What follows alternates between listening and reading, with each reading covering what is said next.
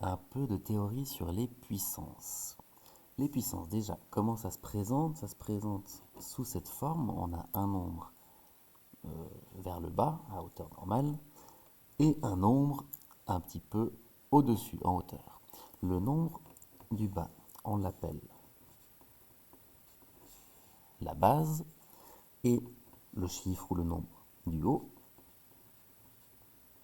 on l'appelle l'exposant. C'est pour ça d'ailleurs que lorsqu'on parle de la priorité des opérations, hein, quand on a notre PEMDAS comme ça, c'est pour ça que le E ici veut dire exposant. Et donc, comment ça fonctionne? Les puissances, par exemple 2 puissance 3, ça veut dire qu'on fera 2 fois 2 fois 2. On multiplie le 2 par lui-même 3 fois. Si on a par exemple 4 puissance 2, alors ça veut dire qu'on multiplie le 4 par lui-même 2 fois. On peut faire un dernier exemple, 3 puissance 5, admettons. 3 puissance 5, ça veut dire qu'on multiplie le 3 par lui-même 5 fois. 1, 2, 3, 4 et 5. Pour les réponses, c'est une multiplication classique. 2 fois 2, 4 fois 2, 8, 4 fois 4, 16. 9, 81, 243. Et maintenant, pour les règles de base, donc, ça c'est la manière de noter ce que ça signifie la réponse, le résultat. C'est donc pas une multiplication classique comme 2 fois 3. 2 fois 3 ça fait 6, ça ne fonctionne pas. 4 fois 2, 8, ça ne fonctionne pas non plus. 3 fois 5, 15, ça ne marche pas non plus. À ne pas confondre donc la multiplication avec les puissances. Ensuite, on ne peut pas non plus intervertir la base et l'exposant, donc 2 puissance 3. C'est pas la même chose que 3 puissance 2. 3 puissance 2, donc, ça veut dire qu'on multiplie le 3 par lui-même 2 fois. Ça fait 9, hein, c'est différent. 3 puissance 5 d'abord.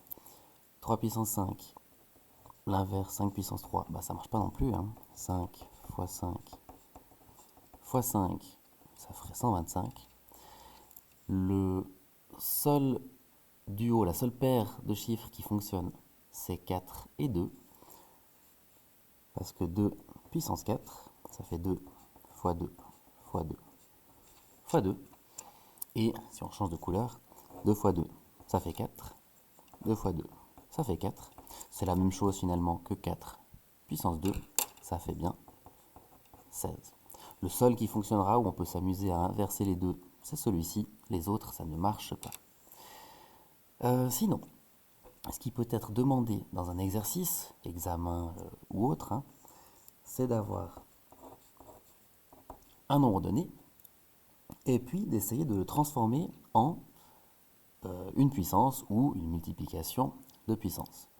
Comment faire? Parce que quand on a quelque chose comme 36, ça nous vient assez vite avec le livret, 6 fois 6, donc 6 puissance 2. 400, c'est plus compliqué.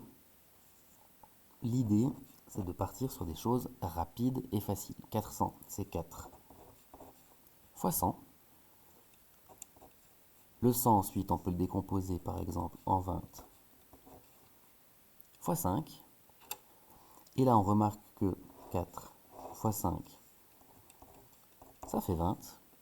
On a donc 20 fois 20 qui fait 20 puissance 2.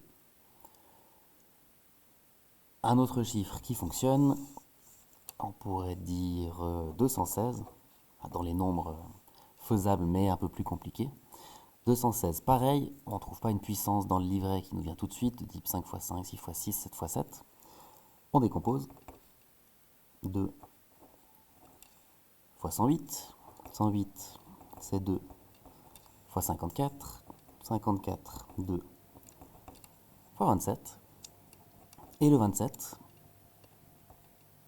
c'est 3 fois 9, qui lui-même est 3 fois 3. Et là, pareil, on peut peut-être renoter ce qu'on a obtenu. Hein. Ça fait 2 fois 2 fois 2. Et puis les 3, on en a 1, 2, 3. 3 fois 3 fois 3.